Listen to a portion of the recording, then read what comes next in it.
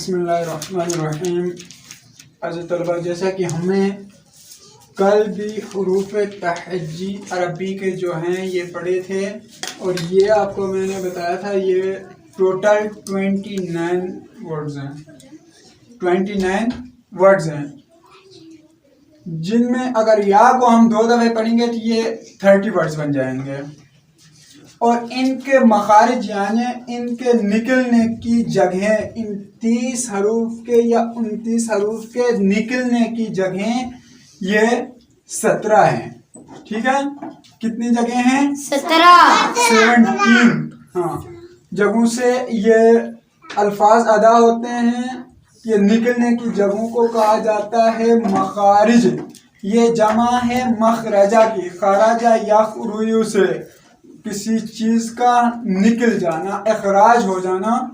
تو ہم یہاں پہ مخارج کن کو کہتے ہیں؟ الف سے لے کے یا تک جو حروف ہیں ان کو، ان کے نکلنے کی جگہوں کو ہم مخارج کہتے ہیں. اور یہ جو حروف ہیں الف سے یا تک ان کو کہتے ہیں حروف تہجی. اب سب سے پہلے ہم آج کے لیسن میں پڑھیں گے کہ سب سے پہلا لفظ کون سا ہے. تو اس کو دیکھنے کے لیے ہم نے سٹارٹ لیا سب سے پہلے الف سے. الف کے ساتھ جو جہاں سے الف جس طرح الف نکلتا ہے جس جگہ سے، اسی طرح اور بھی الفاظ ہیں جو الف کی جگہ سے نکلتے ہیں. جہاں سے الف نکلتا ہے وہاں سے 2 اور لفظ بھی ہیں جو ہم ادا کرتے ہیں، وہ ہے واو اور یا. الف، واو اور یا ان کو کہتے ہیں ہوائیہ. ٹھیک ہے، ہوائیہ الفاظ. بحالت مدہ، بحالت مدہ منہ کے خالی حصہ کی ہوا سے. ٹھیک ہے، الف. اب ہم اس کے ساتھ کوئی لفظ جو ہے نا آ جائے گا. ویسے تو الف بہت کم جگہوں میں یہ لفظ استعمال ہوتا ہے قرآن پاک میں، جیسے الف لام میم، الف لام میم را، الف لام میم صاد. ٹھیک ہے، تو باقی اکثر جگہوں میں یہ حمزہ کی شکل میں ہم پڑھتے ہیں، یا تو حمزہ زبر آ، ٹھیک ہے نا، زیر کے ساتھ ہوگا، یا زبر کے ساتھ یا پیش کے ساتھ. جیسے زبر کے ساتھ حمزہ زبر آ، زیر کے ساتھ حمزہ زیر ای، پیش کے ساتھ حمزہ پیش او. تو اسی طرح جو ہے نا، اگر زبر زیر یا پیش کے ساتھ آئے گا تو منہ کے خالی حصہ سے اس کی آواز نکلے گی، جیسے آ آ. تو یہ منہ کے خالی حصہ سے آ رہا ہوتا ہے. اسی طرح یا یا، ٹھیک ہے، اور واو. یا بھی جو ہے خالی منہ کے خلا سے، واو بھی اور یا بھی. یہ 3 جو لفظ ہیں ان کا مخرج ایک ہی جگہ ہے، یعنی یہ ایک ہی جگہ سے ادا ہوتے ہیں. اب نیکسٹ میں ہم دیکھیں گے الف کے بعد حمزہ ہے، ہا ہے. ٹھیک ہے، حمزہ اور ہا یہ کہاں سے ادا ہوتے ہیں؟ حلق کے آخر سے جو سینہ کی طرف ہے، حلق کے آخر سے جو سینہ کی طرف ہے. جیسے حمزہ، یہ دیکھیں یہ حلق کا آخر ہے، یہاں سے حمزہ اور ہا ادا ہوتے ہیں. سمجھ آ رہا ہے؟ ابھی اگر ہم انہی الفاظ کو حلق کے آخر سے ادا نہیں کر کے درمیان سے کریں گے یا سٹارٹ سے ادا کریں گے تو پھر ہم قرآن پڑھتے ہوئے گناہ کے مرتکب ہوں گے. جیسے ہا کی جگہ میں ہم پڑھیں گے ہا ہا، تو اس کی وجہ سے ہمیں گناہ ملے گا. ٹھیک ہے نا، اس لیے ان الفاظ کے مخارج کو سیکھنا بہت لازمی ہے.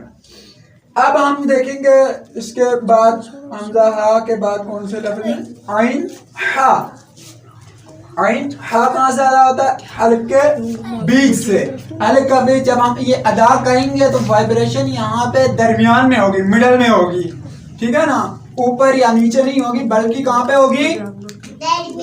کہاں پہ ہوگی؟ درمیان. ہاں حلق کے درمیان سے یعنی بیچ سے یہ الفاظ ادا ہوں گے. جیسے عین،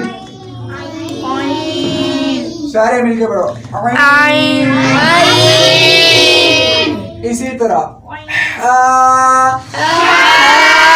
یہ کہاں سے ادا ہوتے ہیں؟ حلق کے بیچ سے مطلب درمیان سے. پھر کیا ہے؟ غائن ہے اور خا ہے. غائن اور خا حلق کے شروع سے جو منہ کی طرف ہے. حلق کا شروع منہ کی طرف یہ ہوتا ہے. ٹھیک ہے. غائن یہ وائبریشن یہاں پہ ہوگی. غائن اور خا یہ بھی کہاں سے ادا ہوتے ہیں؟ درمیان سے. درمیان سے نہیں، حلق کے شروع سے جو کس کی طرف ہو؟ منہ کی طرف. یہ دیکھیں غین خا. اسی طرح ان کے علاوہ کون سے لفظ؟ قاف. زبان کی جڑ کا آخر جو کوے کے پاس ہے. ٹھیک ہے. قاف یہ زبان کی جڑ ہے. ٹھیک ہے نا. زبان کی جڑ کا آخر یہاں سے جو ہے نا جو کوے کی طرف ہے ادھر سے ادا ہوتا ہے. قاف اس کو ہم منہ بھر کے پڑھنا ہے. اب جو دوسرا لفظ ہے ان کے تقریباً برابر ہیں، اس کو ہم نے باریک کر کے پڑھنا ہے. ٹھیک ہے نا. اسی جگہ سے لیکن ذرا منہ کی طرف ہٹ کے. ٹھیک ہے. باریک. کاف منہ کی طرف ہٹ کے ہے اور باریک اس کو ہم نے پڑھنا ہے. کاف. اسی طرح آگے جیم اور یا. زبان کا بیچ جب تالو کے بیچ سے لگے، جیسے جیم، زبان کا جو درمیانہ حصہ ہے وہ جا کے لگتا ہے تالو کے بیچ سے. ٹھیک ہے نا. جیم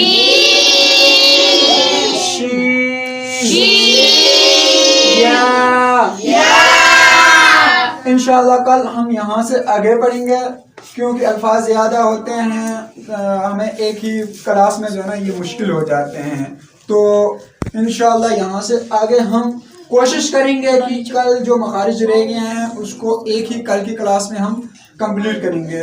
لیکن اگر ٹائم کی قلت کی وجہ سے نہیں ہوا تو انشاءاللہ پھر اس کو اگلے دن ہم کوشش کریں گے کہ اس کو کمپلیٹ کریں گے. تو آج تک کے لیے اتنا ہی. انشاءاللہ پھر کل ملاقات.